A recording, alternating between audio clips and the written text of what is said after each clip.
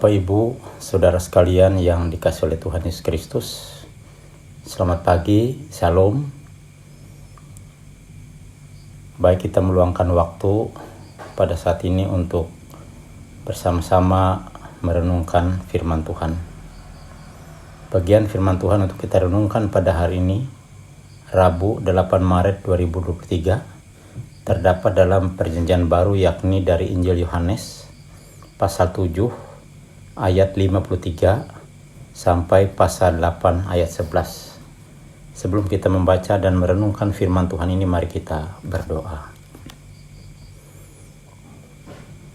Kami mengucap syukur dan terima kasih Tuhan, Engkau senantiasa memelihara, memimpin kehidupan kami setiap saat. Terima kasih pagi ini kami boleh dibangunkan. Kami akan menjalani kehidupan sepanjang hari ini. Mohon penyertaan Tuhan. Saat ini sejenak kami ingin merenungkan firman-Mu. Biarlah kuasa Roh yang Kudus memimpin kami, agar kami boleh mengerti, boleh memahami firman-Mu ini. Di dalam nama Tuhan Yesus Kristus kami berdoa. Amin. Injil Yohanes pasal 7 ayat 53 sampai pasal 8 ayat 11 berbunyi demikian, dengan judul Perempuan yang Berzina. Lalu mereka pulang masing-masing ke rumahnya, tetapi Yesus pergi ke Bukit Zaitun. Pagi-pagi benar ia berada di Bait Allah, dan seluruh rakyat datang kepadanya. Ia duduk dan mengajar mereka. Maka ahli-ahli Taurat dan orang-orang Farisi membawa kepada seorang perempuan yang kedapatan berbuat zina.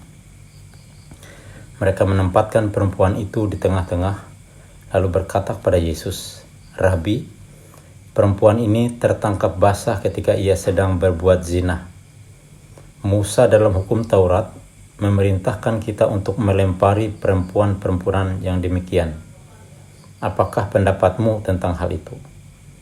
Mereka mengatakan hal itu untuk mencobai dia, supaya mereka memperoleh sesuatu untuk menyalahkannya. Tetapi Yesus membungkuk, lalu menulis dengan jarinya di tanah. Dan ketika mereka terus-menerus bertanya kepadanya, ia pun bangkit berdiri lalu berkata kepada mereka, "Barang siapa di antara kamu tidak berdosa, hendaklah ia yang pertama melemparkan batu kepada perempuan itu." Lalu ia membungkuk pula dan menulis di tanah. Tetapi setelah mereka mendengar perkataan itu, pergilah mereka seorang demi seorang, mulai dari yang tertua. Akhirnya tinggallah Yesus seorang diri dengan perempuan itu yang tetap di tempatnya. Lalu Yesus bangkit berdiri dan berkata kepadanya, "Hai perempuan, di manakah mereka? Tidak adakah seorang yang menghukum engkau?" Jawabnya, "Tidak ada, Tuhan." Lalu kata Yesus, "Aku pun tidak menghukum engkau. Pergilah dan jangan berbuat dosa lagi, mulai dari sekarang." Bapak, Ibu, dan Saudara sekalian yang dikasihi oleh Tuhan Yesus Kristus, dalam pandangan hukum Yahudi, perzinahan adalah kejahatan yang serius. Menurut para nabi, orang Yahudi adalah lebih baik mati daripada melakukan penyembahan berhala, pembunuhan, dan perzinahan. Perzinahan sesungguhnya adalah salah satu dari 3 macam dosa yang terbesar dan dapat diperkenankan hukuman mati bagi seseorang yang melakukannya. Bertitik tolak dari pandangan tersebut, dikatakan dalam nas kita tadi, ada seorang wanita yang kedapatan berbuat zina dan dibawa kepada Yesus untuk mendapat keputusan penghukuman. Ahli-ahli Taurat dan orang Farisi membawa perempuan tersebut ke hadapan Yesus tidak murni untuk meminta supaya Tuhan Yesus menghakimi perempuan tersebut, tetapi mempunyai maksud menjebak Tuhan Yesus. Mereka memperhadapkan Tuhan Yesus dengan dilema. Jika dia mengatakan bahwa perempuan itu wajib dilempari dengan batu sampai mati, Maka hal itu mengakibatkan dua hal berikut ini. Pertama, dia akan kehilangan nama baiknya mengenai kasih dan belas kasihan. Dan dengan demikian tidak mungkin lagi disebut sebagai sahabat orang-orang berdosa. Hal yang kedua, dia akan bertentangan dengan hukum Romawi. Karena orang-orang Yahudi tidak berwenang untuk menjatuhkan atau melaksanakan hukuman mati terhadap siapapun. Jikalau dia mengatakan bahwa perempuan itu wajib diampuni, dia akan dipersalahkan karena mengajar orang untuk melanggar hukum Musa dan memaafkan, bahkan mendorong orang untuk berbuat zina. Itulah perangkap yang dipasang oleh para ahli Taurat dan orang-orang Farisi agar Yesus jatuh ke dalam siasat mereka. Apa yang menjadi jawaban Tuhan Yesus atas persoalan tersebut? Dikatakan dalam nas tadi, dia membungkuk dan menulis dengan jarinya di tanah. Kemudian ia berkata, "Barang siapa di antara kamu tidak berdosa, hendaklah ia yang pertama melemparkan batu kepada perempuan itu." Semua orang yang mendesak Tuhan Yesus untuk menunjukkan sikapnya, tidak ada yang melempari perempuan itu dengan batu. Dan mereka meninggalkan perempuan itu, dan Tuhan Yesus berkata kepada perempuan itu, dikatakan, "Aku pun tidak menghukum engkau. Pergilah dan jangan berbuat dosa lagi mulai sekarang." Tuhan Yesus yang tidak mau menghukum perempuan itu tidak hanya karena dia bermaksud untuk menghindari diri dari jebakan yang dibuat oleh ahli Taurat dan orang Farisi, tetapi karena dia memperlihatkan kepada kita bagaimana seharusnya bersikap terhadap orang yang berdosa. Adalah penting bagi kita untuk mengerti bagaimana Yesus telah memperlakukan perempuan itu. Dari apa yang dilakukan oleh Yesus, kita bisa saja menarik kesimpulan yang sama sekali keliru dan mendapat kesan bahwa Tuhan Yesus terlalu ringan dan mudah mengampuni. Seolah-olah dosa itu tidak dihiraukan, tetapi apa yang Yesus lakukan tidaklah meninggalkan penghakiman, melainkan dia memberikan kesempatan kepada orang yang berbuat dosa. Dengan sikap Tuhan Yesus yang menunda, seakan-akan menunda penghukuman itu, dia memandu kita untuk bersikap bijaksana atas kesalahan orang lain. Panduannya adalah yang pertama, Yesus memberikan kesempatan kepada perempuan itu untuk memperbaiki hidupnya.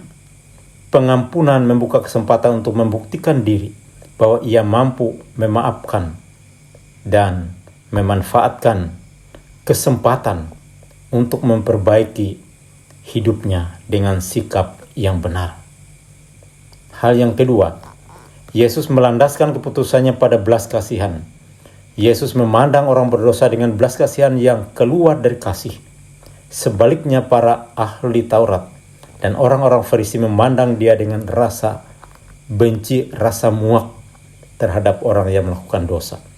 Dan beranggapan bahwa perempuan tersebut layak untuk dihukum tanpa ada rasa belas kasihan. Dan niat untuk menolong perempuan tersebut agar memperbaiki diri sama sekali tidak ada. Setiap bertemu dengan orang yang bersalah, sikap orang Kristen semestinya atau seharusnya tidaklah demikian.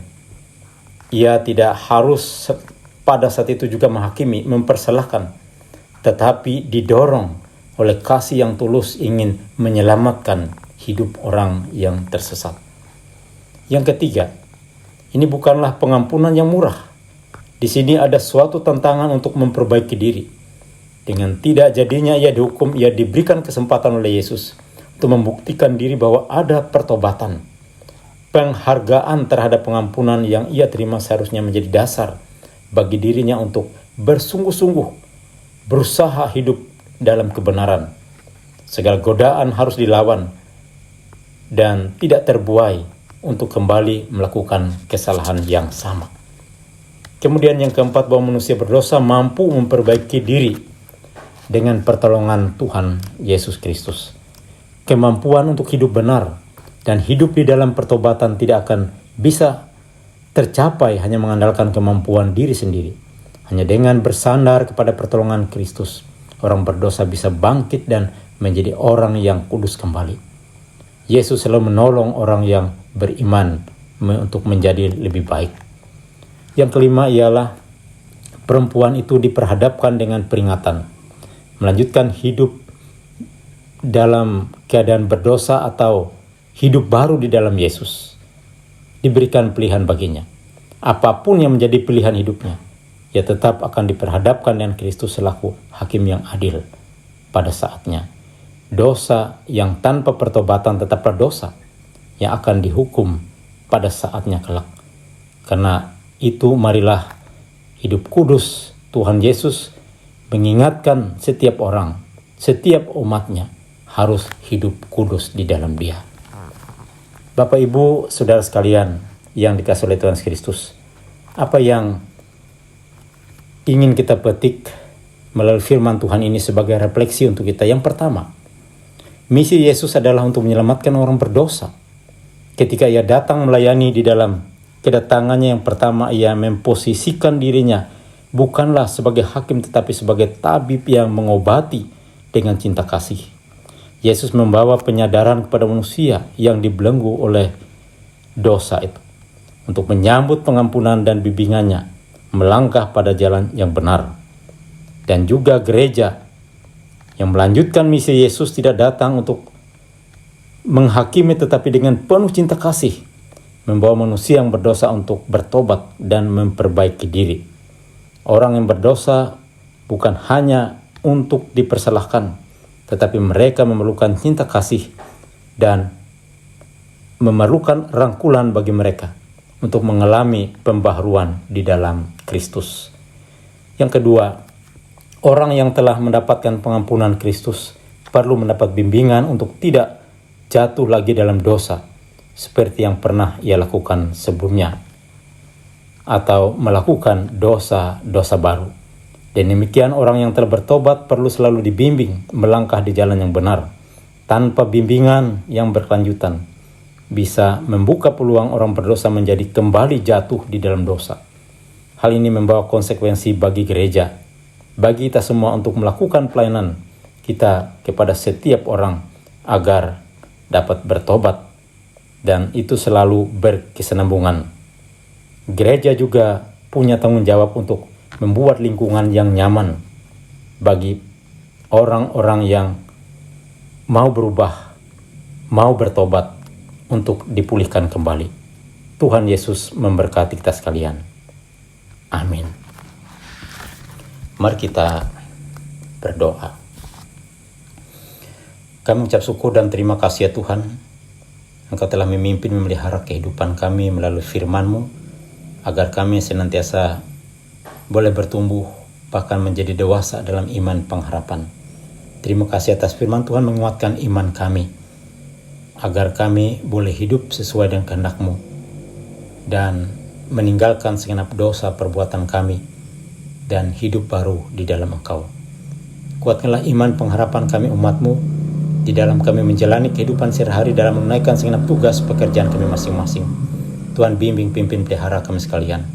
Berkatilah kami sekalian umat-Mu, berkatilah gereja-Mu, berkatilah gereja kami, Gereja Keselamatan Pengelis, agar dapat dan mampu melaksanakan tugas pelayanan dengan baik dari tingkat sinode, resus sampai ke jemaat-jemaat. Tuhan memberkati para pelayan-Mu, agar kami dapat melakukan tugas tanggung jawab itu dengan baik, bahkan seluruh jemaat-Mu, kami tetap dibimbing, dipelihara oleh tangan kasih Tuhan. Berkatilah bangsa dan negara kami, pemimpin kami dari tingkat pusat sampai daerah, khususnya daerah kami Kabupaten Mongraya ini, Bupati dan seluruh jajarannya, agar mereka dapat melaksanakan tugas tanggung jawabnya dengan baik untuk kebaikan bersama dalam kehidupan bermasyarakat, berbangsa dan bernegara.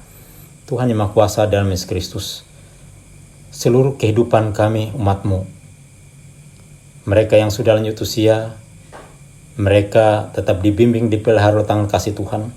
Mereka yang sakit diberkati pengobatan dan perawatan agar memperoleh kesembuhan. Mereka yang bersedih dihiburkan. Dan kami juga menyerahkan generasi penerus kami.